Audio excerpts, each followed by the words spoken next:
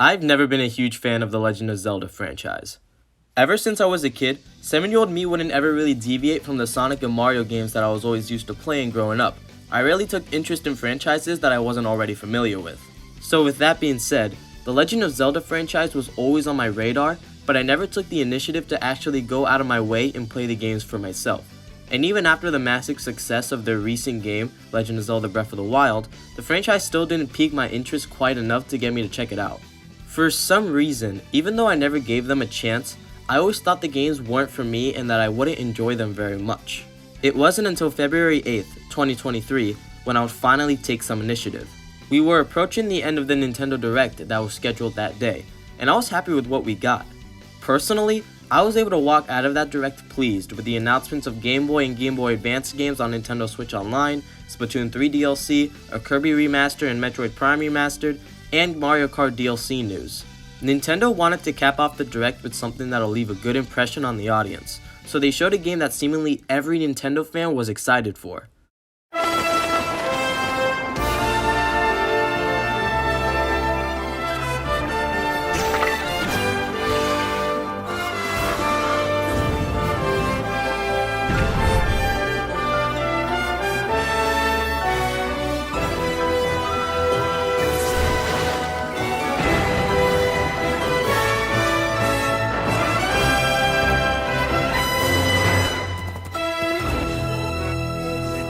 That game would be none other than The Legend of Zelda Tears of the Kingdom, the long-awaited sequel to Breath of the Wild.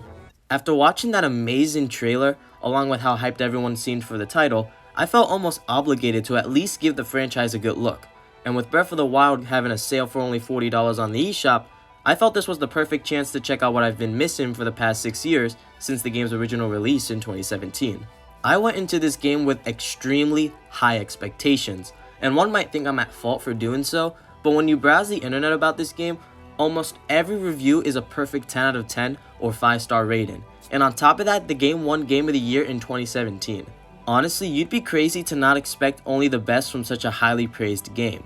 As of this recording, I haven't beaten the game just yet, but I still want to talk a little bit about my experience with the game so far and how I think it holds up even after its release 6 years ago. And then once I've fully completed the game, I'll make a separate review video about what I think about the game in its entirety. First, let me talk about the open world aspect of this game. Something that absolutely blew my mind when I was first playing was realizing just how big the map is. It's actually incredible just how huge this whole world actually is. However, when I did realize how huge the game was, I was worried at first because I thought it would take way too long to get to specific locations on the map, since Link isn't very fast in the game, accompanied with an extremely short stamina gauge that runs empty after 4 seconds of sprinting. Damn, Link, someone's out of shape. However, even with the slow mobility, I was pleasantly surprised to see that it wasn't a total hassle to navigate throughout the world. Fast travel definitely does help ease the time spent navigating, but there are a lot of mini side activities to do while you're on your way to wherever you're going. These activities could be anything from engaging in a fight against a gang of enemies that'll offer a chest of victorious, to encountering shrines which lead to puzzle solving sections that'll offer valuable rewards upon completion. I'll go more into depth with the shrines in a short moment. And also, for some reason, it's just satisfying to take a step back and appreciate the nice view while you're on your way to your next mission. I'm not sure why, but the somber music in the background alongside the silence and peacefulness of the landscape makes Link's slow pace a lot more tolerable. Back to the topic of shrines. The shrines are large orange glowing pillars scattered throughout the map, and it's up to you to find these shrines and enter their trials. Once entered, the player is usually faced with some sort of puzzle that they have to complete in order to obtain a spirit orb, an item that I'll touch base more on in the review video coming soon. Now, the puzzles in these shrines can range from extremely easy, like you could literally do them with your eyes closed, to puzzles that only Jimmy Neutron himself has even a fraction of a chance at comprehending, let alone actually solving. However, even with the difficulty inconsistencies, I highly appreciate the challenge. I feel as though a lot of games that include puzzles these days are either way too simple or way too easy to solve. So the fact that Breath of the Wild offers legit challenging puzzles is a good change of pace. And whenever I do somehow figure out these puzzles, even if it was out of dumb luck, I still feel accomplished that I passed the trial and I was able to obtain my spirit orb. Combat in this game isn't very complex. Link's moveset isn't anything special. You can dodge and parry incoming attacks, attack through your equipped weapon, use your bow, and potentially dodge some attacks if timed well enough. Although, even with the basic skill set, It's immensely satisfying to kill a horde of monsters with a single bomb arrow, or put your skills to the test and go into a 1v5 situation, and then after the violence, grabbing their loot and materials is a great sense of progression, and it feels like taking out those monsters actually helped me get closer to achieving my end goal.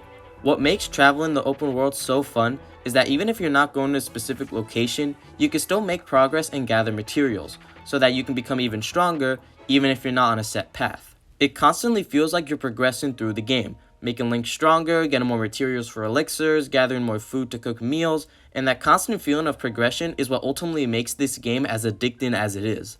I never want to set down the controller because in the back of my mind, I know that I'm not far away from getting more materials, finding more and stronger weapons, and gathering more food. Speaking of food, what's also impressive about this game is the amount of different foods you can combine with each other and makes distinctive and useful meals. These mushrooms by themselves don't offer much value, but cooking them all together gives me a meal that could be very beneficial in the future. And not only can you cook up meals with foods, but you can also create various elixirs that can help with stuff such as giving Link heat resistance, faster movements, more stamina, etc. Elixirs are normally harder to create since it's very easy to screw up the ingredients and end up with something not very visibly pleasant.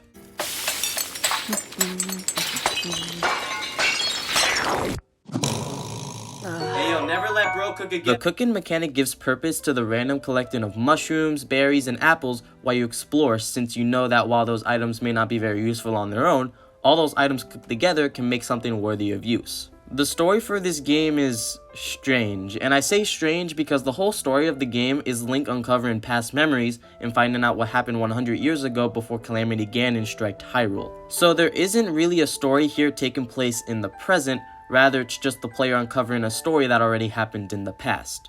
So basically what I'm saying is 90% of the story in this game is from the past, and the other 10% is actual story you go through while playing. Now that doesn't mean the story is bad per se.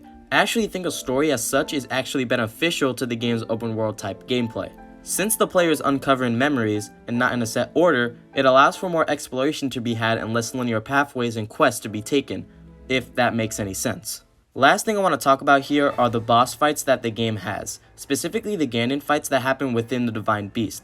I'll touch on the Divine Beast more in the future review video. The Ganon fights are nothing short of highly tense and chaotic action, with each Ganon having a specific strength that they use against Link. While some Ganons are certainly a lot more difficult to defeat than others, all of them do present some good challenge to test the player's abilities and use what they've unlocked and learned to their advantage. Well, that's all I've got for now. Like I said before, once I complete the main campaign of the game, I'll create and put out a review for the game ASAP, giving my full thoughts on the game and how I feel about it in the end. But as far as how the game has aged since its 2017 release, I would honestly say that this game has been such a joy to play, even 6 years later. The game doesn't feel outdated, the visuals look great, especially for Switch hardware, and it's honestly a game where I could see 30 years from now kids playing and loving the experience, even if the game is several decades old. Breath of the Wild is definitely a game that could live on as something that could be played by anyone, no matter how old they are or no matter how old the game is itself. It's truly remarkable. But anyway, that's all I've got for this video. See y'all in the next one.